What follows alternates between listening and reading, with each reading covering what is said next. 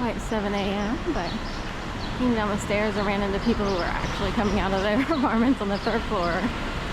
When I switched from the north stairwell to the south stairwell, I didn't feel like going out of the north stairwell this morning just because it was erroneously left open last night, and could allow people to come up who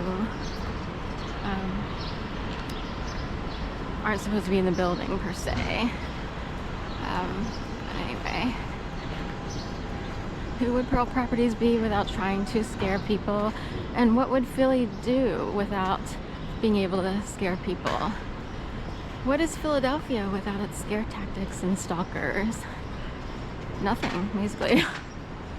That's about it, that's about it, that's about it.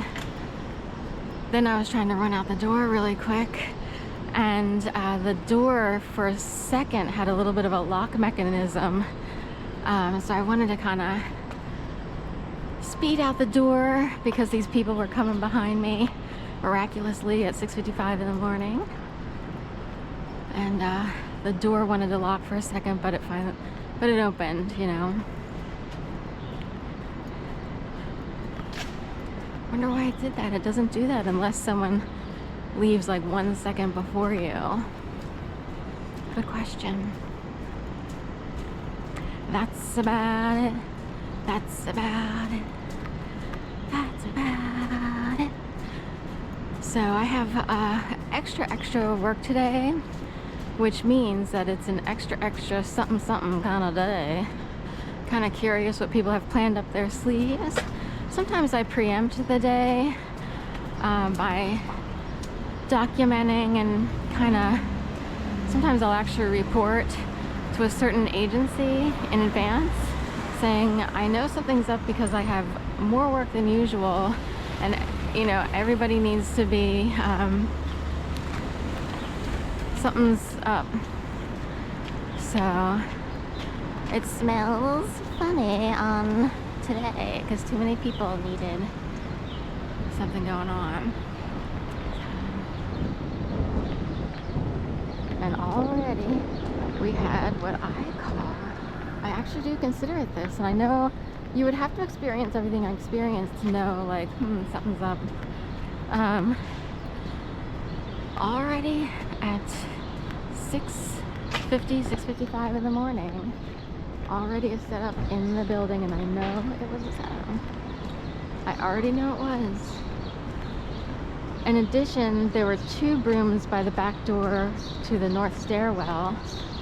I go back and forth as to whether I want to take the north stairwell out, just because they've also piled trash on the stairwell, the flight from 1 down to level. I guess it's 2 down to level, sorry. Capital One is a cafe that's attached to the building, and really they use floors 1 and 2.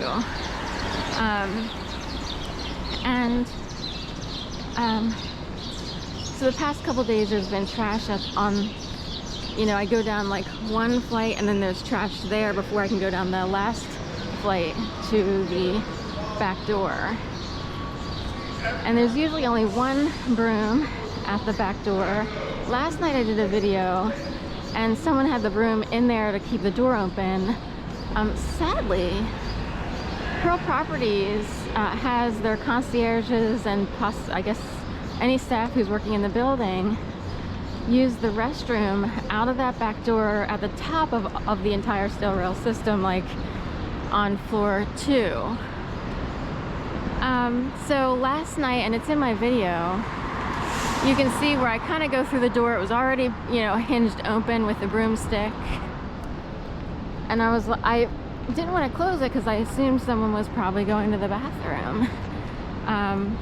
I actually think they should reserve 1 small, because we have really small apartments in the Latham.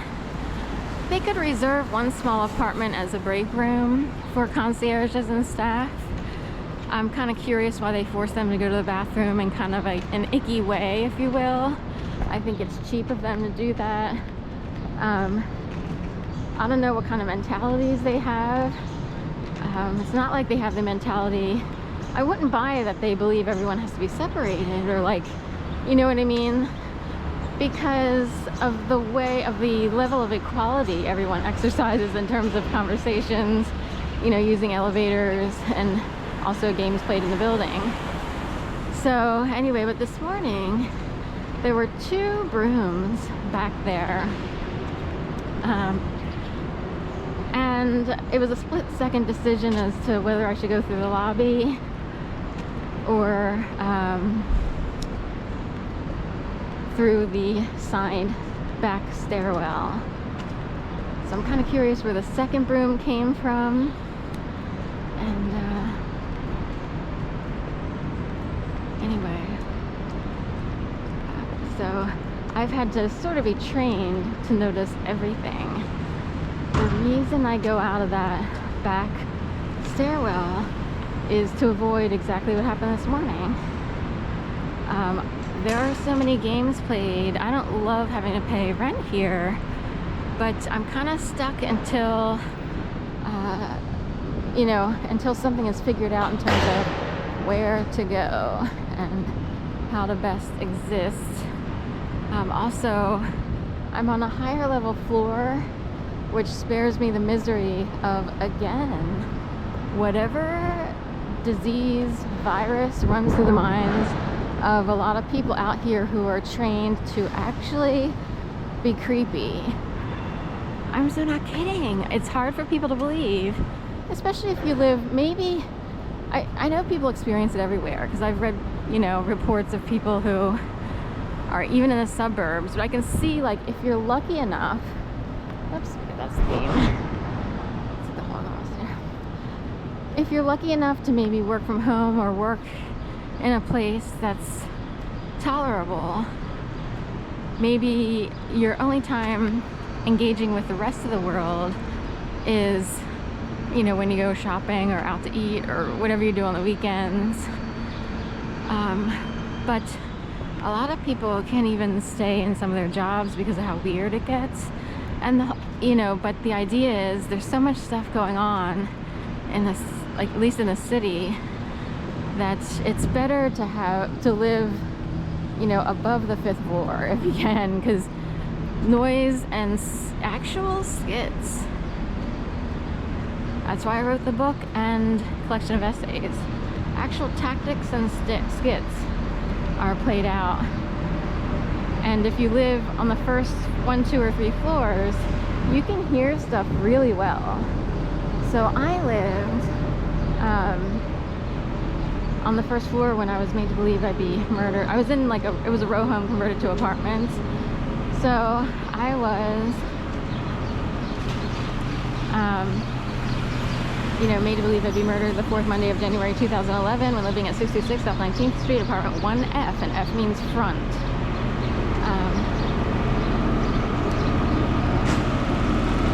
And, you know, I believed it was the last night of my life. I was scared so badly. I couldn't hold the phone. My hand, you know, the left hand where I tried, it didn't matter. Either hand, I was convulsing so badly. I tried to pick up the phone with my left hand, as I recall.